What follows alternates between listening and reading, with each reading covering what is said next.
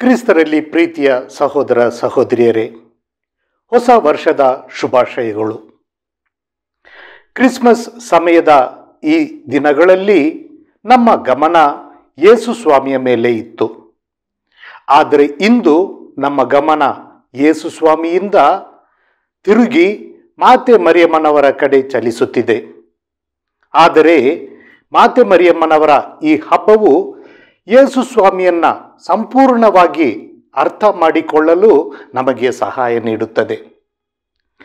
ನಾವು ಯೇಸು ಸ್ವಾಮಿಯನ್ನು ಹಲವಾರು ಹೆಸರುಗಳಿಂದ ಕರೆಯುತ್ತೇವೆ. ಲೋಕದ ರಕ್ಷಕರು, ಕ್ರಿಸ್ತರು, ಮೆಸಿಯ, ಪ್ರಭು, ದೇವರ ಪುತ್ರ ಎಂದೆಲ್ಲ ಹೇಳುವಾಗ ಯೇಸು ಸ್ವಾಮಿಯ ಅಂಶಗಳನ್ನು ನಾವು ಸಂಪೂರ್ಣವಾಗಿ ಅರ್ಥ ಮಾಡಿಕೊಳ್ಳುತ್ತೇವೆ. ಅದೇ ರೀತಿ ಮಾತೆ ಮರಿಯಮ್ಮನವರನ್ನು ಕೂಡ ನಾವು ಹಲವಾರು ಹೆಸರುಗಳಿಂದ ಕರೆಯುತ್ತೇವೆ.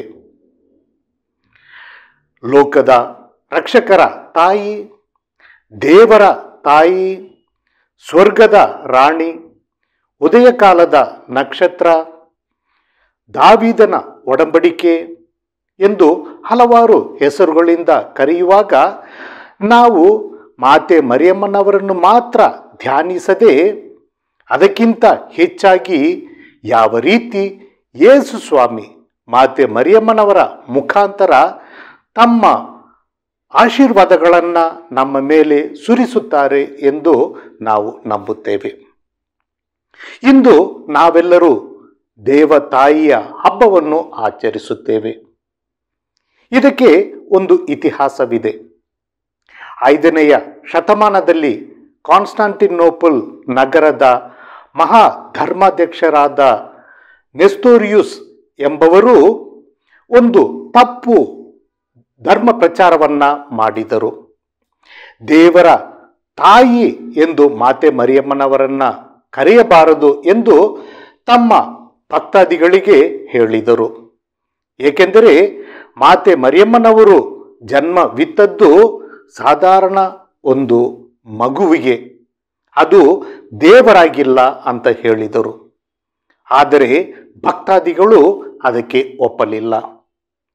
ಈ ತಪ್ಪು ಧರ್ಮ ಪ್ರಚಾರವನ್ನ ವಿರೋಧಿಸಿ ಕ್ರಿಸ್ತ ಶಕ 431ನೆಯ ಇಸವಿಯಲ್ಲಿ ಎಫೆಸುಸ್ ನಗರದಲ್ಲಿ ಒಂದು ಮಹಾ ಸಮ್ಮೇಳನ ನಡೆಯಿತು.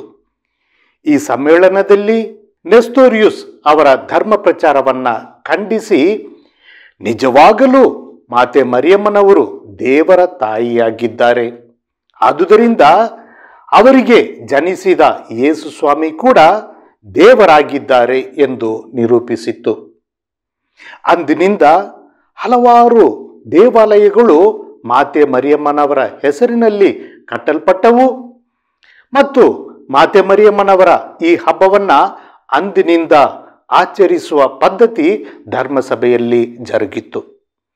ಆ ಹಬ್ಬವನ್ನ ನಾವು ಜನವರಿ ತಿಂಗಳ 1ನೇ ತಾರೀಕು ಅಂದರೆ ಇಂದು ಕೊಂಡಾಡುತ್ತೇವೆ.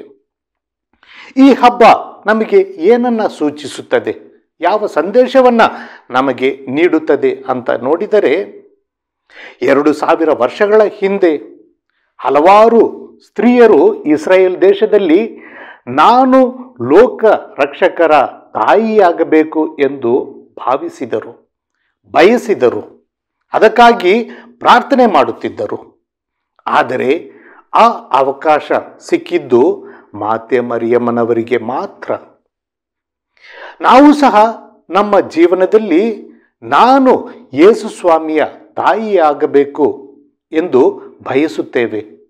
ಆದರೆ ಆ ಅವಕಾಶ ನಮಗೆ ಸಿಗುತ್ತಾ ಇಲ್ಲವೋ ಅಂತ ನಮಗೆ ಸಂದೇಹ ಬರಬಹುದು. ಯೇಸು ಸ್ವಾಮಿಯ ಮಾತುಗಳನ್ನು ಕೇಳೋಣ. ಮತ್ತಾಯನು ಬರೆದ ಶುಭ ಸಂದೇಶ 12ನೆಯ ಅಧ್ಯಾಯ 50ನೇ ವಾಕ್ಯದಲ್ಲಿ ಯೇಸು ಸ್ವಾಮಿ ನಮಗೆ ಈ ರೀತಿಯಾಗಿ ಹೇಳುತ್ತಾರೆ, ಯಾರೆಲ್ಲ ಸ್ವರ್ಗ ಸಾಮ್ರಾಜ್ಯದಲ್ಲಿರುವ ನನ್ನ ತಂದೆಯ ಚಿತ್ತವನ್ನ ತಮ್ಮ ಜೀವನದಲ್ಲಿ ನೆರವೇರಿಸುತ್ತಾರೋ ಅವರೇ ನನಗೆ ಸಹೋದರ, ಸಹೋದರಿ ಮತ್ತು ತಾಯಿ.